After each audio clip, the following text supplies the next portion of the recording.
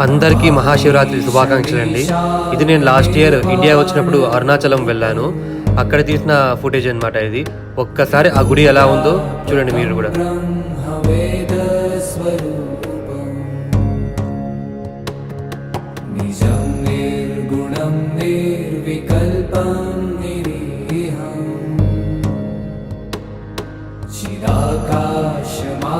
చిరాకాశమాకాశవాసం భజేహం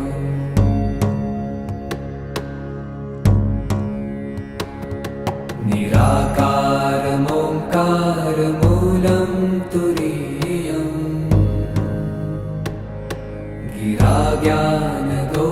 గిరాజ్ఞానగోతీతమీశం Girisham